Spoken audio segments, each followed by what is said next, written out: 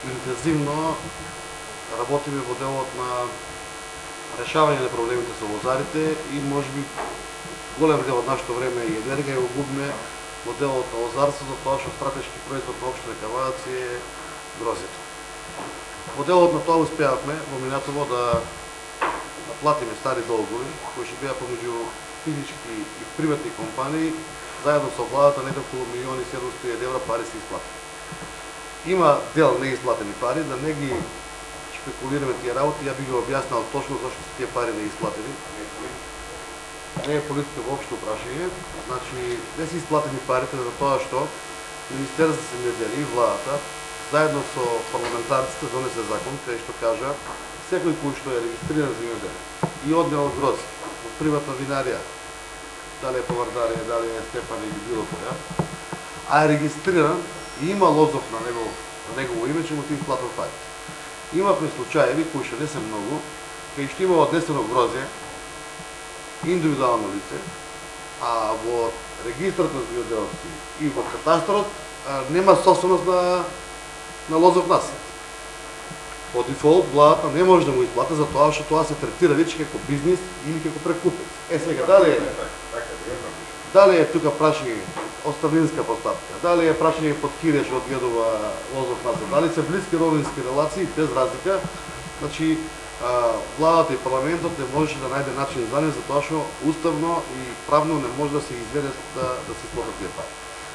Втора категорија на луѓе има кои што имаат однесено грозие во приватни винари. Ја ќе го спомнам еден од најголемите, тоа е Бебеџаков, господинот, и го повикувам да си ги исплате лозарите на кои што му должи пари, а не да чека пари од државата.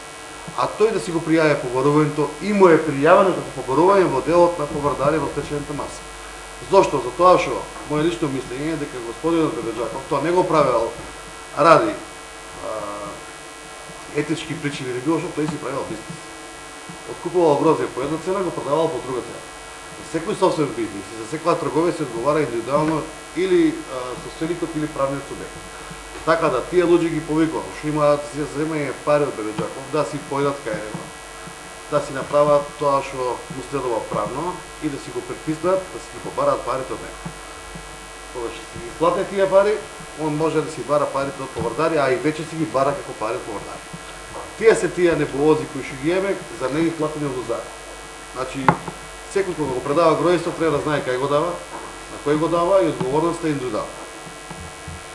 Во делот на она што кажав сега, денеска, баш во парламент денеска на седница, пратеник од господинот Панчо Минов, кој што е од нашата општина, че има две пратенички прашања, односно како амандмани за дополнување на законот за земјоделие.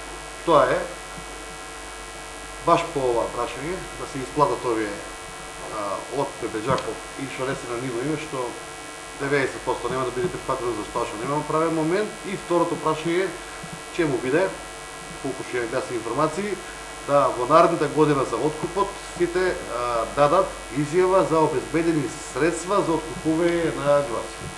Што значи? Тоа значи дека на секој што му дадат лиценца да даде изјава на нотара заверена дека има капитал и бонитет, тоа грозе кој ќе го откупе во идно време да го исплате, условено со предуслов тоа вино од тоа грозе кој ќе се произведе да не може да се става под хипотека и да продажба додека не се исплате самото грозе. Така да видиме денеска што се успее у парламентот во тој дел. Исто така ги повикуваме другите 20 пратеници кои се максимално пасивни во овој дел. Тоа е пратеникот од ВМРО ДПМН на госпожица Весна Пелма и пратеникот од Социјално-демократскиот сојуз господинот Бетијане Ките, кои што многу малку се трудат и не учествуваат на состаноци и не доаѓаат во делот на лозарството и во делот на носењето на закон. Која е причина да може оправдана, треба да се признесат, да се кажа зашто не сакат да ги застапуваат нашите лозари.